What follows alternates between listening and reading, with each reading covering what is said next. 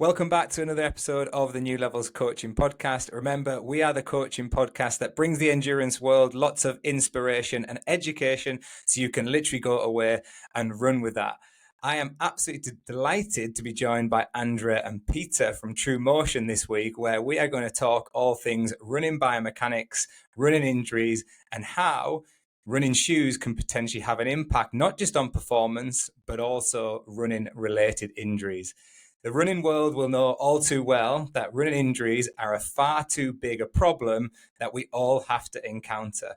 And the fascinating story about True Motion is that Andrea and Peter, who both worked for numerous brands in the shoe industry, have come together to look at a concept in which they look at how to minimize the risk of runners getting injured from the shoe itself. So it's not just about performance, it's about the injury part of that too. And I am absolutely fascinated to get into this conversation. We've had a little bit of a conversation off screen and they've brought me up to speed with where they're at with everything. But I really want them to share their story about True Motion, but also the why behind the brand and the reason it now exists in the running shoe industry. I'm going to go to Andrea first, just to I'd like you both, if you could, guys, just to give a little bit of an introduction about yourself and how you both met, of course, just to give our audience a bit of an understanding of who the people are behind the brand before we get into things. Yeah, thank you. My name is Andre. I'm 52 years old, and I've been always fascinated by running shoes. I was a 400-meter runner myself for, like 12 years. I was competing. And then, during my school days, I wanted to earn some money. So I was working at the local running shop, selling shoes. And, just my own experience with running shoes, I was from day one somehow fascinated by what they make you, fit, feel, and ride, and how the differences are. So love that. And then, I moved to ASICS during that time when I started to study in Cologne. I studied sports and English to become a teacher. And I wanted to earn some money. So I was a tech rep for ASICS for like 4 or 5 years, doing clinics for German retailers, explaining the Kayano and the Nimbus and the GT2000 series and Dual Maxes and overpronation, why that's the enemy. That was in the 90s.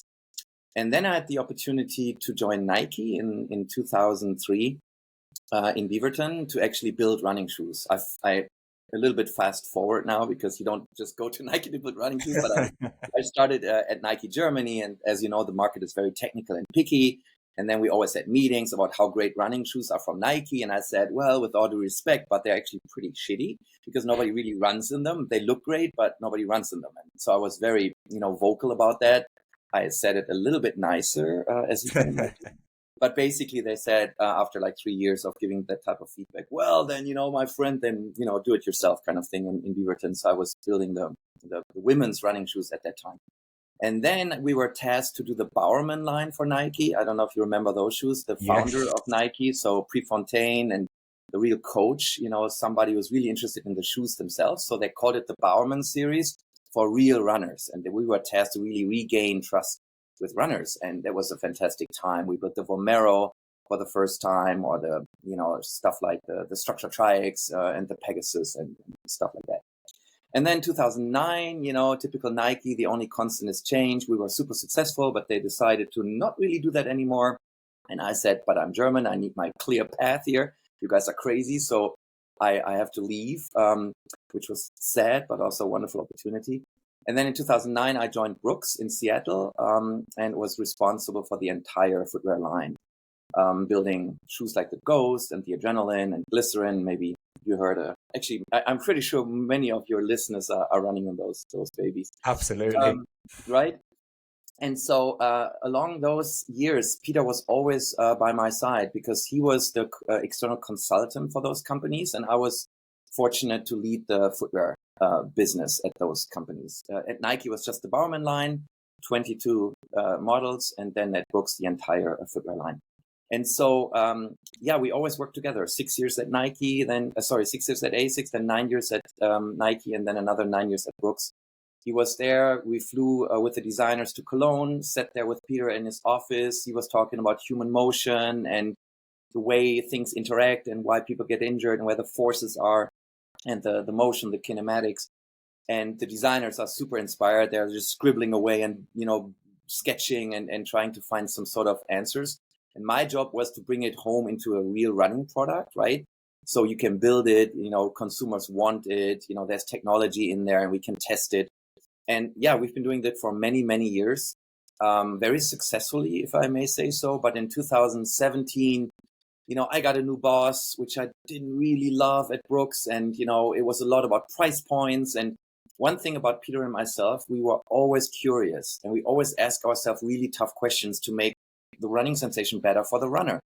And so we said, have we achieved our goal? And we said, we increased performance for sure. Not our idea, but the idea with carbon plates and all that stuff, lighter shoes, different responsivity in the midsoles, in the foams, definitely check on that.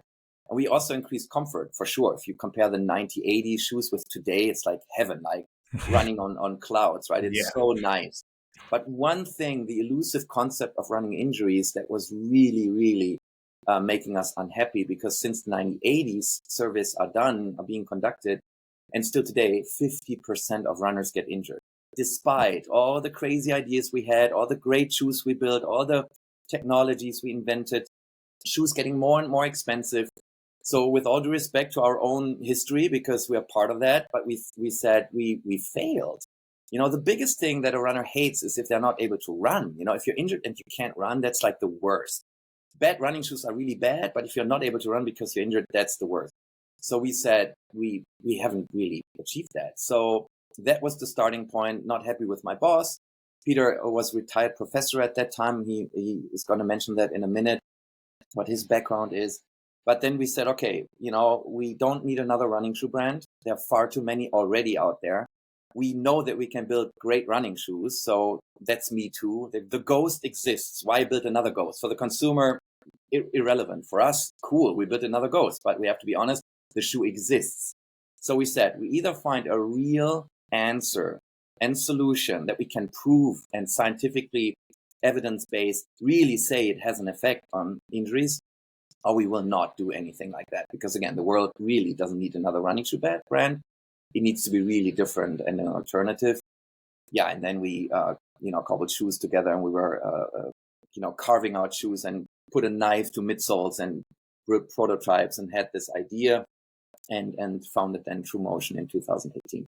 Amazing. I love the part on the True Motion website where it says that you are challenging the norms of running shoes. But as you quite rightly say, Andre, you have been a big part of that history, and our listeners and viewers, I can attest, will run in many of those models of shoes which you have mentioned. I know that for a fact because I've always ran in the Nike Pegasus until recently. I don't anymore.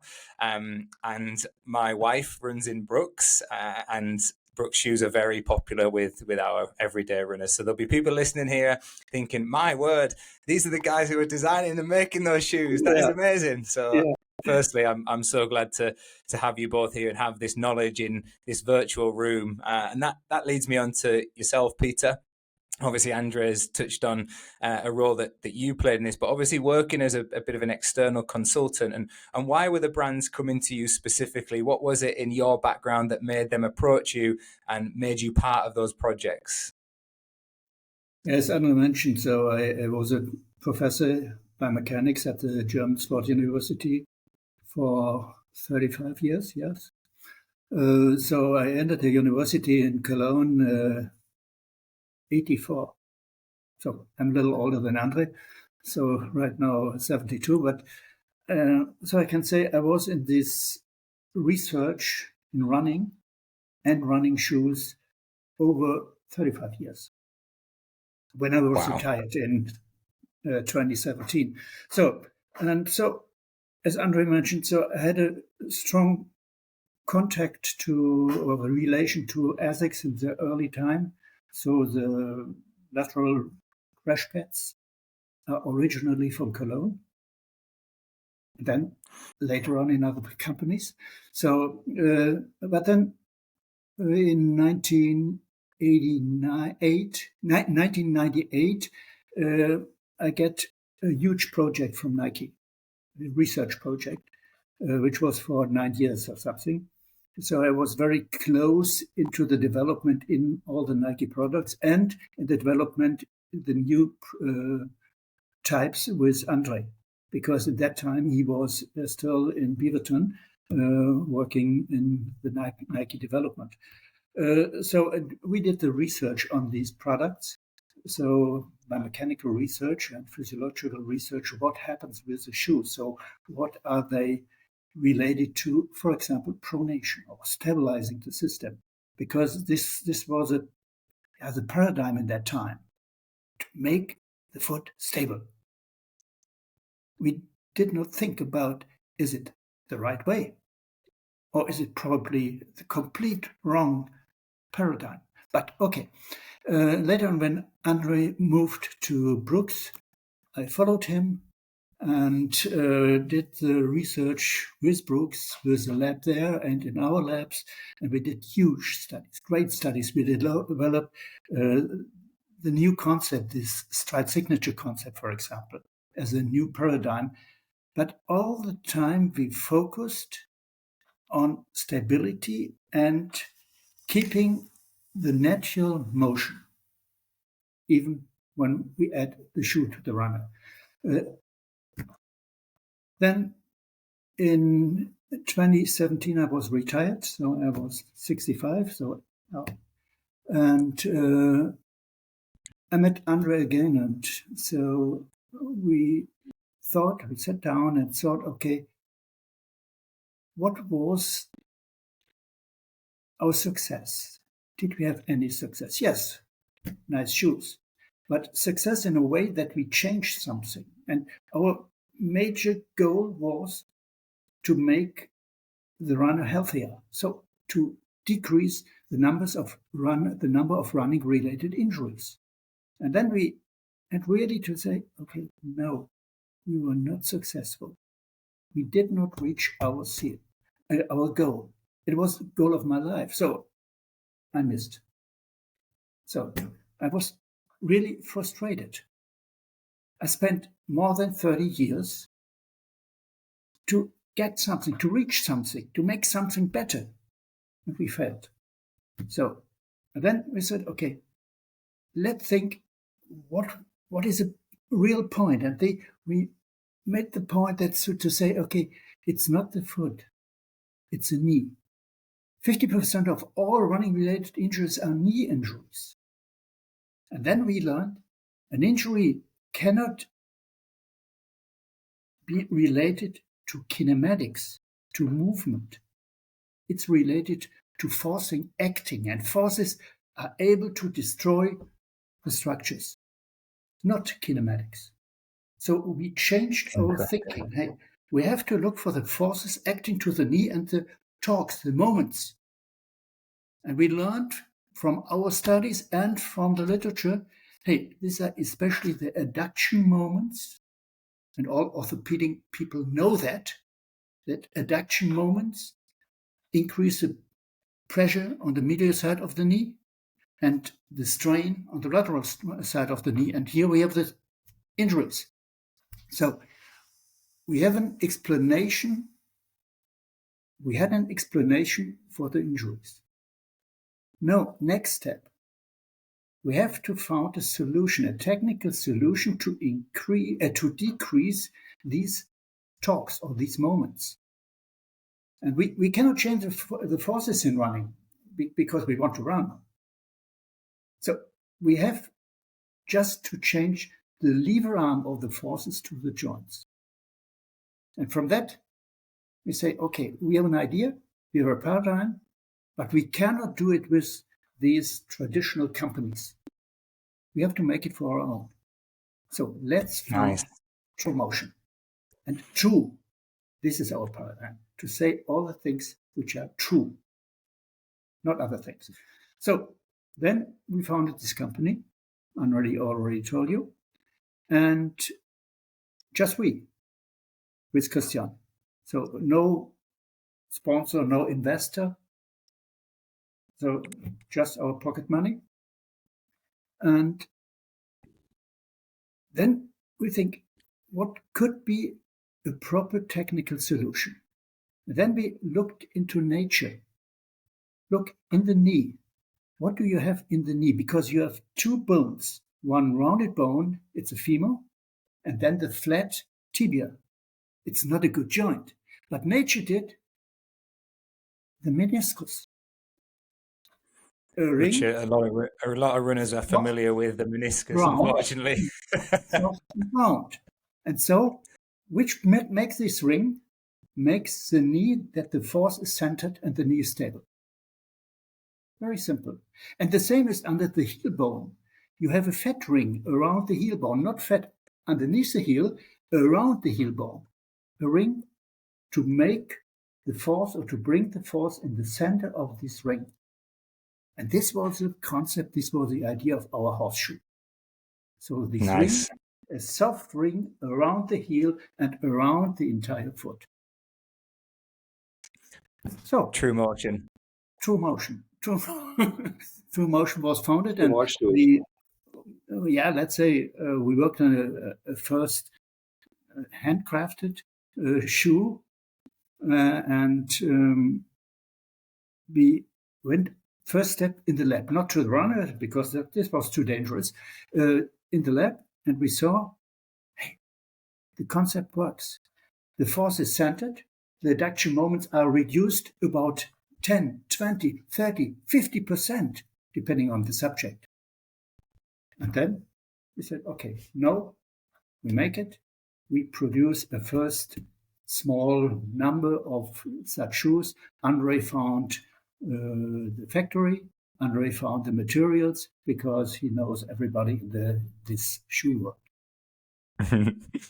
Amazing. Well, what a background story. And I'm going to pick this apart a little bit, guys, because I think it's a fascinating story. And the first thing I've picked up on is the fact that both of you feel like you failed in a world where we see a lot of your products still exist. And that for me is amazing, because there'll be a lot of people saying, no, you didn't fail because the shoe that you made is incredible. And I still run in it. But I think it's testament to you both that you're so, I guess, obsessed with helping runners to run healthy, that you have still carried that passion forward, Peter, even into retirement, which is amazing to hear that passion still exists.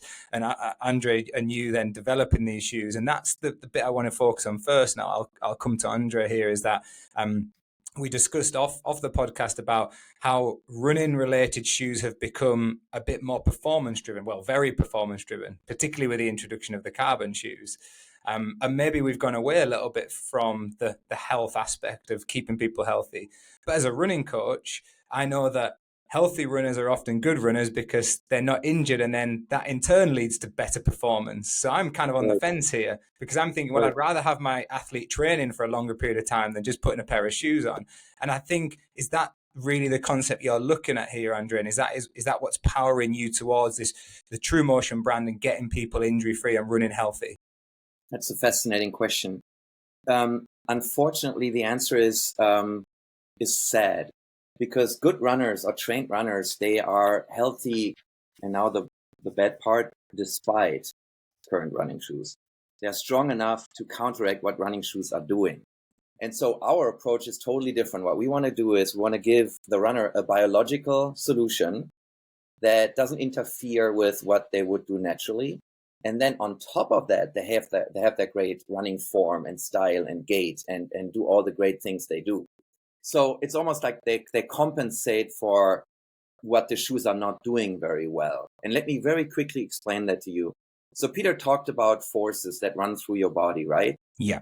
And think about it, when you hit the ground, and you hit it always on the lateral side of your heel, right? A lot of people say, oh, touch the ground here on the outside.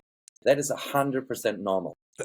So there, the forces are being generated. That's the first impact, so to speak. You don't float. You actually have a collision with the ground. So this force that Peter talked about is being generated right there. That's the starting point of the force. And you cannot change the magnitude or where the force is pointing towards, because it's always pointing to your center of mass. If the force wasn't pointing to the center of your mass, you would wobble. You would not be able to run straight and beautiful. You would run around doing cartwheels and crazy stuff, because the forces would create lever arms on your biomechanical skeletal system. So it always points to the same spot, which is basically you're in the middle of your hip. That's where your center of mass, where your navel is, where your belly button is. and the magnitude you can't change because we actually need those forces to generate power to run. But what's absolutely fascinating is you can change where the forces start. And like I just explained, they're starting on the lateral heel side of your shoe. When you turn around your shoes, you see that they're worn there on the lateral side. Yeah. And today's running shoes, now the bad part, are humongous. They have humongous wide outsoles. But when you look at the human heel bone, it's really small and round and tiny. If you strap now 5 centimeters of outsole next to it, you change the whole mechanics of foot strike. Because then, my example is always like a plane. When you think about a plane landing, the plane lands in the middle. That's why it's also rounded in the butt. It's beautiful it lands right in the center of its system. It doesn't land on the wing. And running shoes make you land on the wing because they're so big and so, wide outsoles. And then the force application point is changed. It goes to the inside of your knee. You create a lever arm, a distance to your knee joint. That's a rotation moment. And every step you do, you have increased load on the inner side of your meniscus. Fast forward, you're 40 years old. You start to say, you know what? On the inside of my knee, there's this nagging weird pain. And that's why 50% of runners, 50% are injured at the knee. So we said, that's really stupid. We love running shoes. We love what they do. We love the cushioning and the comfort and the carbon plates and all that stuff. But by these big outsoles, you change the mechanics of football. You land on the wing. The forces don't run through the center of your knee anymore, but to a little bit to the side of it. And with that, you create a lever arm and you increase moments and torque and forces on your knee. It's not bad with 1 step. It's not even bad with 5,000 steps. But runners, they run 5 times a week. And you run 40 years and you just accumulates like crazy. And so we said, that's interesting. So how can we then take back this idea? And that was what Peter just explained. We just stole from nature all the ideas we had at Brooks, all the ideas we had at Nike. I always run around. You see it not, in the podcast, but I have my foot here that I hold into the camera, my skeletal foot.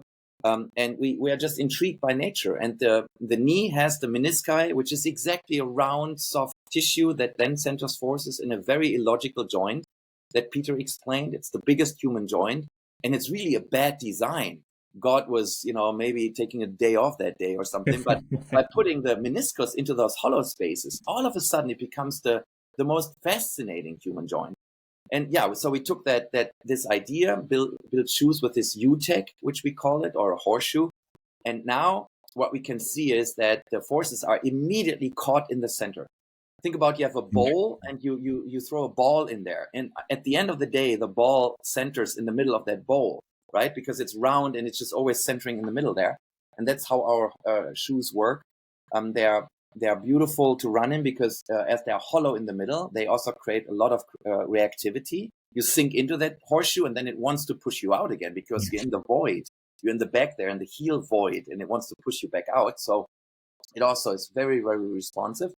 But what we are most intrigued with is that we could now really show that it reduces injuries. And it's fascinating. We did a big study that Peter may talk about later, where you can really prove scientifically against the best shoes in the industry that we significantly reduce the injuries. So to answer your question, we love that runners basically, despite bad shoes, are not injured because they're so strong.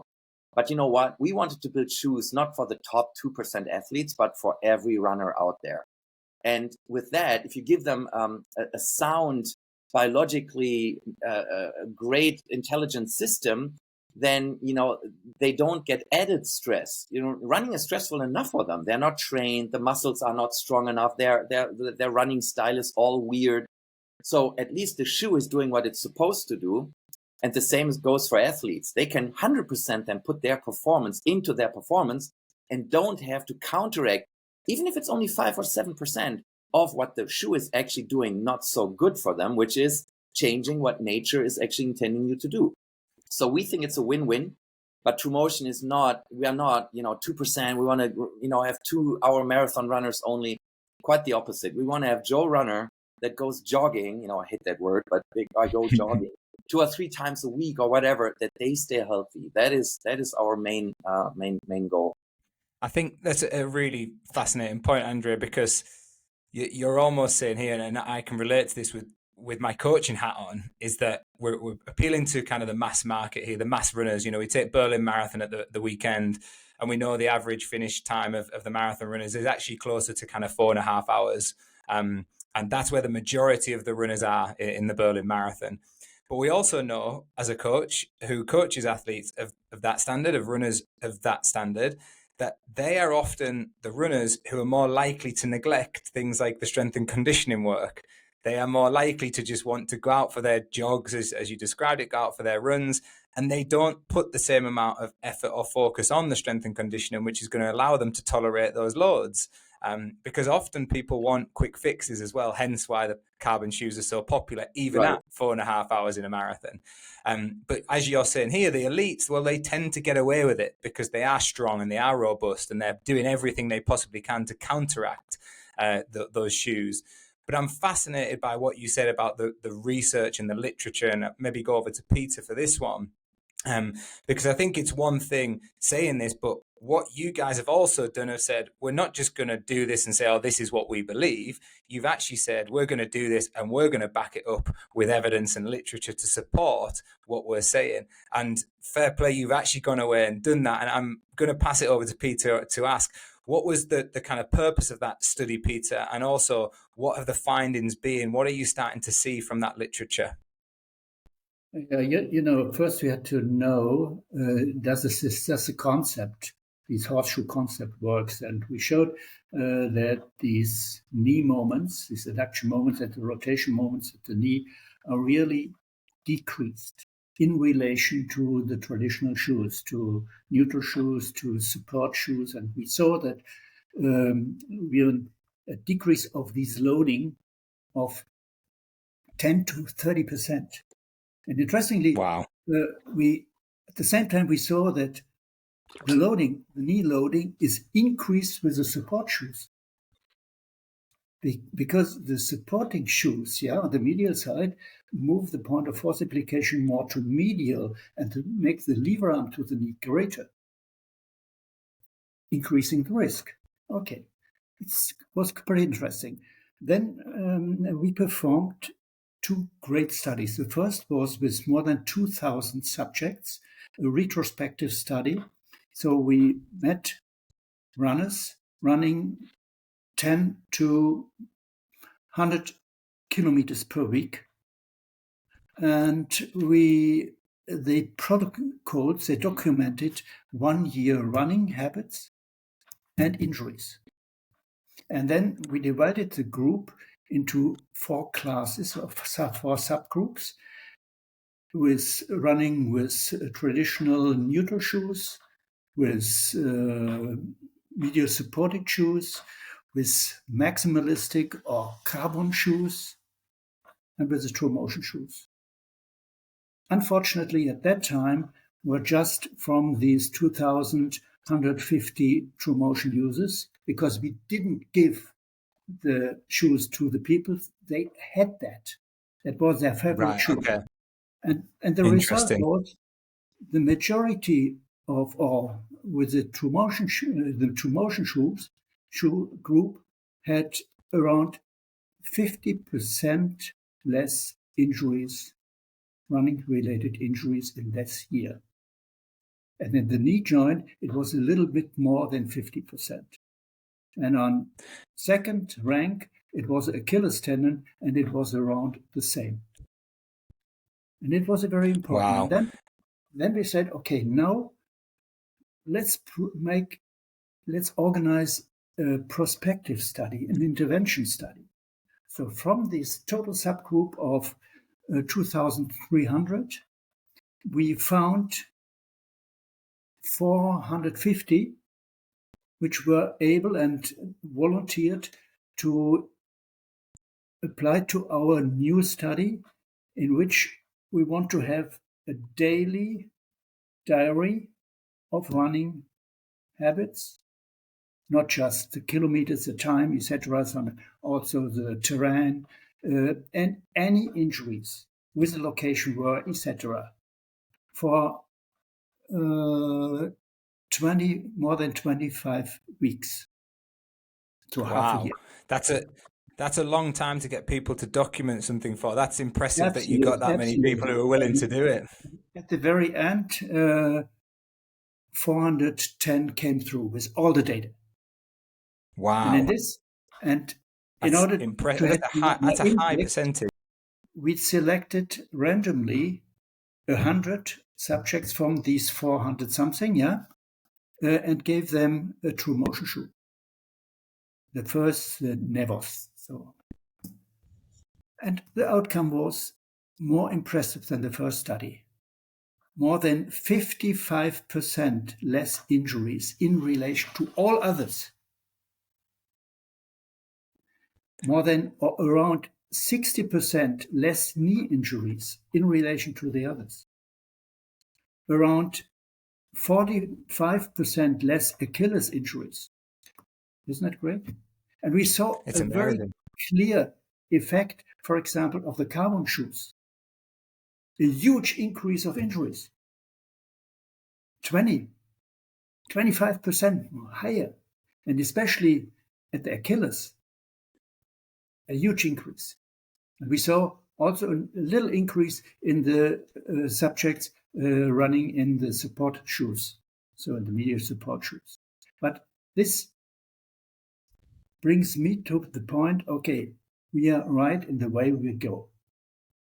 And interestingly, in order to help Andre to argue why the people love this shoe, with this concept, we need less muscle force for each step because we have not control these external, these injuring adduction moments, which brings us to the result we have less muscle work for each step, which means less energy expenditure. And I come to the same result. The top performance shoes, so around 3% less muscle energy, or in total, probably better performance. Now, by the way, it makes running easier. It is more fun because my energy expenditure is less, and so I'm not so tired at the end of my run, or I can run longer. And this was a result. So you could, in effect, sorry, Peter, I was going to say, in effect, you could then technically do more volume too, right? Because that's what runners are looking to do. Absolutely. And this was a direction of development, but we do not focus on a minimized weight in order to optimize performance. Our goal is to optimize the forces acting to the body and to increase or to control the injury frequency. So a really interesting point from this study that I want to delve a little bit deeper into, and I've always had this question and I've never really had it answered, if I'm being honest, guys. And I feel like I've got two people in the room who might be able to answer this, certainly with the research that you've done. So maybe I'll come back to Andrea and put the pressure on you here, Andrea. But I certainly, again, as a coach, see a correlation with people come out with this statement that the carbon shoes save the legs. You know, they've got big cushioning, they allow us to train more, but I've seen a correlation where they are definitely causing more foot, ankle, and Achilles injuries. I've got no research to back that up. It's just a trend that I'm seeing with the athletes that I coach. And my theory on it is that this stack height that they've put up there is putting more force through the areas with less stability, and they're still doing the same things wrong as they were before, but now they're doing it in a different position, and they're also able to run at a faster speed, which is putting more load through there. Is there any truth in that? So Peter will actually explain it a lot better than I do, but I wanted to quickly say something. At True Motion, sorry to bust that bubble, but we are not building carbon plated shoes. Good. because we set out to reduce injuries. Yes. And even if it's a trend, and even if we would sell thousands of them, it's right now very much the opposite of what we should be doing. And so we the main thing with those carbon shoes is not the carbon plate, but the foams. Yeah. They're really the magic. They did a test, Peter may talk about that, where they actually cut the carbon, cut through it. So basically the purpose was defeated, right? It wasn't a stiff platform anymore, but they cut it, and you could see that there was zero loss in energy return. So it's really, I was laughing when I heard that. I was like, that's an interesting marketing thing, right? I mean, it's an expensive material. It's also a pretty bad material, by the way, carbon, as we all know. But anyway, so it's the foam. But most importantly, two things. You completely change the lever arms again, and you put additional strain on your body. Yes. And the second thing is, those people who run 2:15 marathons, yes, you know what? Why not? For the race, take anything you want. Get a haircut. Every gram counts. I get that. But what's happening is those companies, it's a marketing trend. So everybody gets the impression, and they run their 6 minutes per kilometer, and they run in carbon plated shoes. I mean, give me a break. That's crazy, right? If you just lost 2 pounds of your body weight, you would have so much more effect, right? So it's marketing, and it's really ending up with the wrong people. It's like driving through your, downtown, where you can drive 30 kilometers an hour and have a 400,000 euro Ferrari that can run 400 miles an hour. It's insane, right? So it's status, it's belonging to the cool tribe. For us, though, again, for top athletes, sure, do whatever you need to do. For the regular runner, or even for just athletes, we have a very, very, how do I say that, critical eye on that development. And Peter, it's right? I mean, carbon for the masses, we would say maybe not a good idea. Yeah, the first idea with the carbon plate shoes was to decrease the energy loss in the metatarsal joint, in the metatarsophalangeal joint, in order to decrease the movement in this joint, and then the energy loss. But you have to understand that it's just 1 joule which is acting there around this joint, and 1 joule of a total amount of energy during a step, which is around 150, 180 joule, 1 joule. And then with this stiffening, longitudinal stiffening, you move the point of force application forward, so anterior, making the lever arm of the external forces to the ankle joint bigger. So the moment is bigger, which means the force to the Achilles is bigger, because the lever arm for the Achilles is constant. It's biological given. So, simple thing. Okay, what I'm going to say, okay, for a short run with very healthy and well-trained people, great. Bigger lever arm, higher force, more proportion. But what happens after a while in running, and what happens with people which are not so trained and which have not so great calf muscles and Achilles tendons? And this is our major concern. Yes. And I can vouch for that, because I don't own a pair of carbon shoes. You'll be both glad to know. I have ran in them twice in my life, almost when they first came out. It was actually in lockdown in 2020. So they were relatively new in 2020. And I bought a pair because we were doing some time trials and a bit of fun with different companies. And it took two runs to tear my soleus in them. And I was adamant, as you said, Peter, it's because I wasn't strong enough to deal with the loads that I was putting on my body. I wasn't doing as much strength and conditioning. I'd become a bit deconditioned because I wasn't running as much either. And I put these shoes on, and I've never ran a step in them since. But my theory is with this, and maybe again you can help our audience with this, is I just think that I think there actually is now some literature to support this. People are running in them all the time as well. You mentioned it, Andre. We've got people who are going out casually jogging in them, which is not what they're designed for. But also they're becoming deconditioned by doing that as well. They're losing that natural way of conditioning, which is what we want to do. And surely, it would be better to train in our normal shoes, a pair of True Motion or a pair of general mileage shoes, and get the conditioning, and then maybe race in these type of shoes. But only if you are conditioned enough to deal with them. And also, I'm 100% with you, Andre. It's like, don't drive around in a Ferrari in a 30-mile-an-hour zone. It's why would you do that? So you've got to be right. So Peter, hopefully you can back me up here. Otherwise, my coaching clients are going to be saying, "What have you been talking about for the last 2 years to me?" No, I agree absolutely. And the natural point of force application at the forefoot, these are the metatarsal heads. And if the forces are more anterior, you increase the problem. So keep it there. And therefore, Andre developed a pretty new shoe which completely decoupled this forefoot joint. So there is not a stiffening, but it's completely decoupled. It's very soft. And this shoe works great. Probably Andre can explain a little bit more. It's pretty new, and I think 2 months on the market here, and people love it. Nice. Well, let's go to that, because Andre, for those of you watching on YouTube, has got the prototype right there. Is that the one? Yeah. So it's called the Vichara. Nice.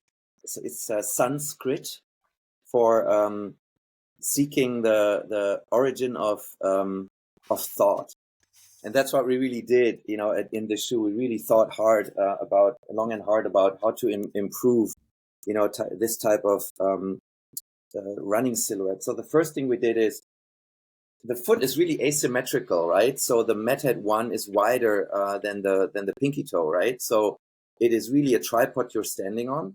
And so in our traditional tubes, we are very symmetrical. Yes. They're just like a ring, like a horseshoe. So here we thought, how can we make this even more anatomical and biological? Nice. So you see that this flares out to give you more like an island. Yes. The Methead 1 can sit on. So it's first of all, that's just experience. It's a beautiful, soft ride. Just a wonderful natural transition, enhancing comfort. But what's really cool is, so we put this flex groove in here, and it's actually a little surprising where it sits. And I don't know how I can show you here.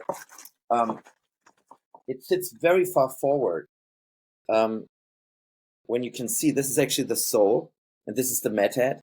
You would think that this groove is right where the joint is in your big toe, but in fact, it's a lot forward to that. So the Methead still sits completely on this island, and then fast forward, a lot further forward is that groove. And why we did that is we wanted to completely decouple the Methead. So it's quite honestly the opposite idea of carbon trying to make your hallux rigid.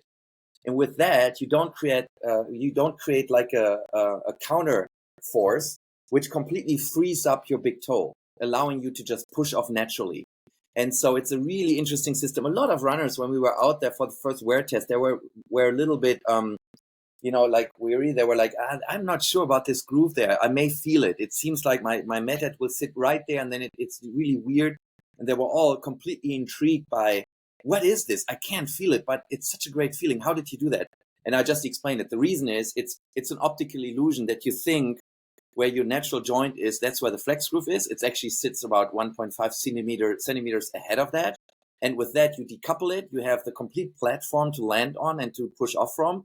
But the big toe is, so to speak, freed and can give you this last little push from the ground, which is a really interesting sensation and really different than you may think. This is music to my ears, Andre, because my last physio appointment, and by the way, I'm in a physio appointment later tonight. I'm running, I'm healthy, it's fine. I just go for a checkup. But he was saying that, your big toe isn't moving as freely as it should. It's a little bit stiff, and as a result, you're tweaking the calf, and the perineal's starting to tighten up because you're kind of favoring the outside of your foot. The big toe isn't moving freely. So for somebody who experienced in their life quite a lot of plantar fascia problems, right, that is music to my ears. But back to the shoe development, and you kind of showed on the screen there. I know not everybody's going to watch this on YouTube, but a lot of our viewers do.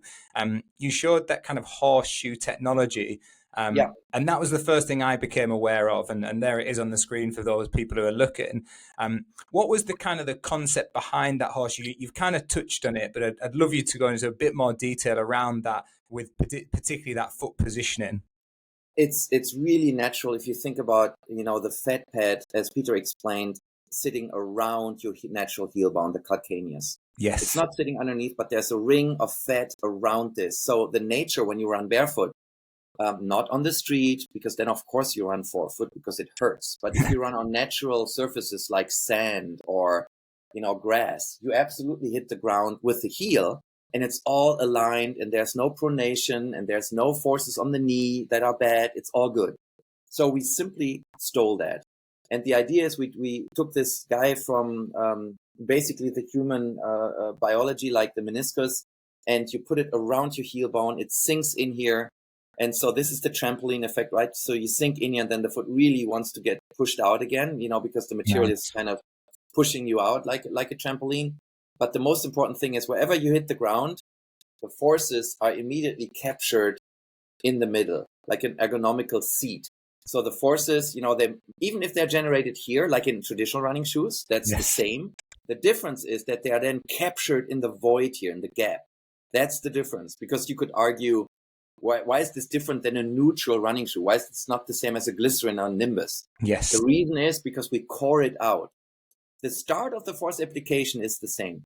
But after just mere milliseconds, the forces are right there and they stay there. And we could prove that. In our competitor shoes, this force application point is still sliding. It's still moving then to the inside. So creating even a bigger lever arm to the knee joint. So what we do is we start here, and then it's captured here and it stays there.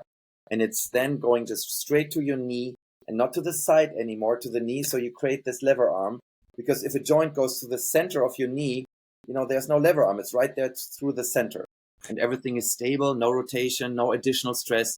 And the knee can really work like this, so up and down, rather than always having a little bit higher pressure on the medial side with each step, because you create this external adduction moment.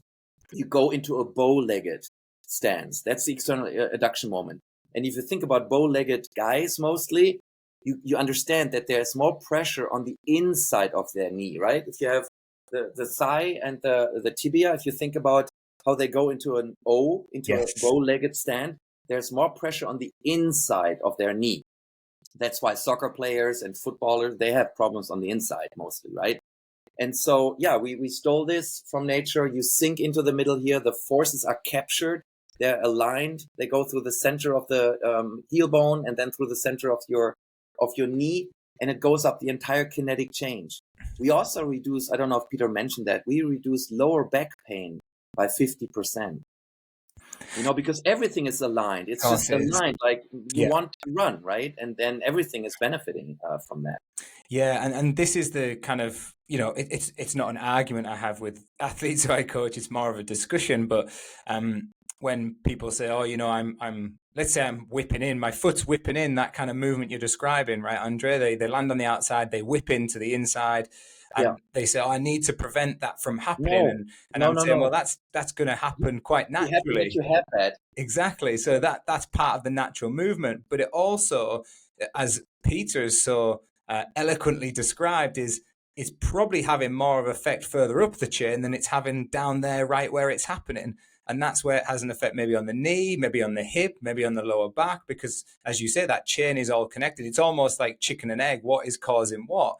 Right. And sussing that out for the individual. But what your research is showing here, and Peter's kind of showing the shoe here at the same time, is that by getting that more centralized, that lever is more centralized, we're then preventing the forces going into the directions that are going to cause more strain further up the chain, if I'm understanding that correctly. Yes, 100%. And the further you go up, can you think about I don't know what that is in mathematics. Is there like a ray? So the distance get bigger and bigger the higher up you go up the chain, right? Because you splay out more and more. So the problem actually gets aggravated the higher you go up into your kinetic chain. So little changes in the beginning make a huge difference, right? Like a V. A V it's shape. still very close. The shanks of a V are very close still at the tip, but then they really splay out and the difference get bigger.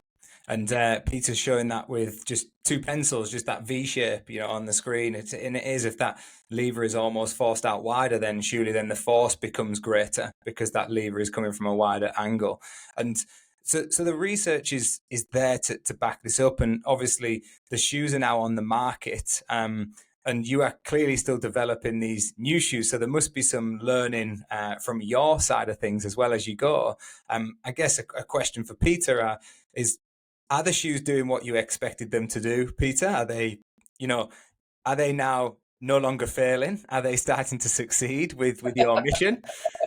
And if so, how close are you to saying, you know what, we've got a finished product here that we are completely happy with, and we are so confident that runners can now run more likely to be injury-free, because I think it's so hard to say whether runners will be ever injury-free. Someone could step off a curb tomorrow, for example, and it's totally not the shoe's fault. But yeah, answer to that, if you can, please, Peter. How close are you to success, do you feel? Or are you already there? We will never be 100% happy with that. So it's not in our nature. I'll give you an example. This horseshoe was our first idea. Then we started with a horseshoe on the posterior part of the foot and the anterior part, but we coupled that. And if you look at the human foot, you have these structures, the plantar structures, which are highly elastic. So we coupled these parts with a spring from foam. So we imitated, or we mimicked, the structures under the foot in order to increase our concept, our biological idea, to help or to bring this biological idea into the technical structure and to help the foot to perform. This was the next step. The third step was Andres' concept of the decoupled metatarsophalangeal joint, and we are going ahead. Nice. I love it. I love the development. And a great coach, you may be aware of a coach called George Gandhi, who the late great George Gandhi was over here at Loughborough University, worked with many of our top athletes. He used to say to me that, show me someone who's the finished article and I'll show you they are the finished article. If they think they're the finished article, they probably are finished. And I love the fact that you guys are saying that you're still developing, you're still learning, and you'll probably never be happy 100% with the product. Germans. But that's what makes it great, right? And I guess to kind of wrap it up on the shoe side of things, I just want to understand where you are in relation to the market, because you alluded to this, Andre. It's a very big market, and now there's so many options. In fact, runners say to us there's almost too many options these days. It's right. Really hard to pick the right shoe. But where do True Motion sit in that bigger picture now, especially against the strong brands? Or actually, are you not trying to compete against those brands at all because you've got a kind of different way of thinking and your target audience is slightly different? So we've been in the market now for 5 years, and we learned our lessons, right? So we know now which accounts really support us well. We had some really big accounts in Germany that weren't selling very educational, so to speak. And so it was a great buy, but then the sell-through was slow. And so we learned our lesson. Now, and Corona, quite honestly, was also really hurting us because there were the closed doors. So the stores were not open. And then there was a lot of there were too much products in the market. There was just an overage of just product overall. And then the big brands, they just dump product into the market because they need to hit their numbers. And so we had like two in the middle. We started crazy great, and then Corona hit, and then we had a bit of a tough time as a startup. And now since last summer, so for over a year now, it's working so well because we take great pride in finding the right partners. So we have around 180 doors in Germany alone. And then, we started now to do really seriously in the UK as well. Have a great partner there with our distributor. And so they're doing the same thing. They're just looking for the best accounts. It's not an easy, quick sell. That's not what we do. We are here to have a reason to be. And so if you're in there to have like big boxes in the beginning of the entrance door where it's just all staples of these shoes or something, that's not what we do. But it's more about, having great SRAs or running specialty that really tell the story. They have a reason to be, they know their customers, and they have a minute to explain this. And by the way, we don't need them to really explain it in detail, because people would say, dude, you just confused me. What's going on? I'm not a horse. Why are they selling horseshoes? I don't understand. What we just want them to do is pull the shoes from their stockroom, right? Just offer them up. We don't differentiate between pronation, which was this fairy tale of, oh, I'm overpronating, it's bad. There's zero evidence that overpronation leads to injuries. And all the brands know that, but they have the needle in the arm because 50% of their revenue is done in neutral and 50% is done in stability. So they know that overpronation is dead, but they still call it stability because it's 50% of their revenue. So our goal is to through storytelling, our success is runners trying them out and telling their fellow runners how great they are and how happy they are with it. And then they go back to the stores and they tell them, hey, I want my second pair of True Motion. I can't believe it, but I love to run in them. The fit, feel, and ride is great, and my pain is gone, and this is fantastic. So we are not here to gain market share or to become the next big thing, but it's really about doing the right thing for the runner. So this True Motion, and I think we alluded to that before, is really dear to us, that name, True, because coming from Nike, there's a lot of not so 100% true that you marketing wise just claim. And motion, as you well know, it's all about science with us. So the word motion and biomechanics and evidence-based is just important. So that's, the word True Motion. And then our logo is the U, this shape in the heel. The smiley is really that U. And what I also like about the U is, why did we even do this whole thing? We really did it for you, the runner.